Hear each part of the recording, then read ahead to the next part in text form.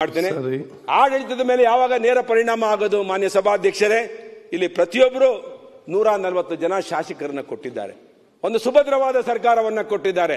1989 ನಂತರ 1989 178 ಸೀಟುಗಳನ್ನ ಕಾಂಗ್ರೆಸ್ ಸರ್ಕಾರಕ್ಕೆ ಕೊಟ್ಟಿತ್ತು. ಏನಾಯ್ತು ಅವತ್ತು? 3 ಜನ ಮುಖ್ಯಮಂತ್ರಿಗಳನ್ನ ನೋಡಿದ್ರು. ಭ್ರಷ್ಟಾಚಾರ, ಸಜ್ಜನಶೀಲತೆ ಎಲ್ಲವೂ ಸಾಲ ತಗೊಂಡು ಸರ್ಕಾರಿ ನೌಕರರಿಗೆ PRS ಬ್ಯಾಂಕಿಂದ ಸಾಲ ತಗೊಂಡು ನೌಕರರಿಗೆ ಸಂಬಳ ಕೊಡುವಂತ ಪರಿಸ್ಥಿತಿ ಬಂತು.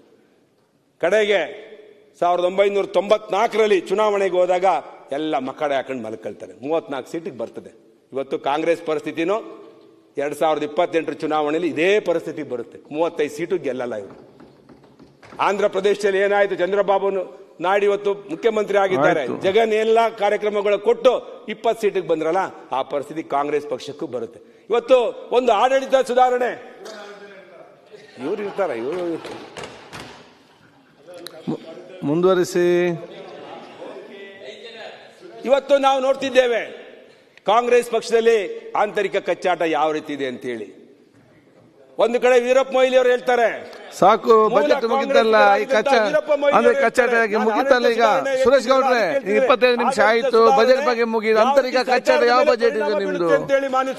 ರಾಜ್ಯಕ್ಕೆ ಬೇಡ ಆಯ್ತು. ಇವತ್ತು ರಾಜಣ್ಣ ಅವರು ಹೇಳ್ತಾರೆ ಇನ್ನೂ 2 ಬಜೆಟ್ ಅನ್ನ ಮಂಡಿಸ್ತಾರೆ ಅಂತ ಹೇಳಿ. ಸನ್ಮಾನ್ಯ ಯಡಿಯೂರಪ್ಪನವರು ಯಾಕೆ ಬಜೆಟ್ ಅಲ್ಲಿ ಬರ್ತದ? ಸಿದ್ದರಾಮಯ್ಯನವರ ಮಗ ಯತೀಂದ್ರ ಅವರು ಹೇಳ್ತಾರೆ ಅಗತ್ಯ ಬಜೆಟ್ ಅಲ್ಲ. ಅದ್ರಲ್ಲಿ ಯಾಕೆ ರೀತಿ ನೀವು ಸೀನಿಯರ್ ಮೆಂಬರ್, ನೀವು ಬೇರೆ ಫಸ್ಟ್ ಟೈಮ್ ಮಾತಾಡಬಹುದು ಅಂತ ಹೇಳಿ.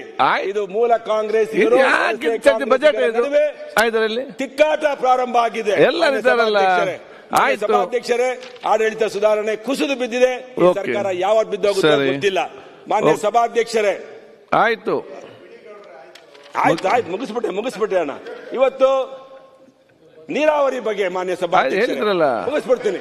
ನೀರಾವರಿ ಬಗ್ಗೆ ಮಾನ್ಯ ಸಭಾಧ್ಯಕ್ಷರೇ, ಇವತ್ತು ಮಾನ್ಯ ಸಿದ್ದರಾಮಯ್ಯನವರು ಕಳೆದ ವರ್ಷದ ಬಜೆಟ್ ನಲ್ಲಿ ಸುಮಾರು 16,000 ಕೋಟಿ ಹಣವನ್ನ ಒದಗಿಸಿದ್ರು ಮಾನ್ಯ ಸಭಾಧ್ಯಕ್ಷರೇ.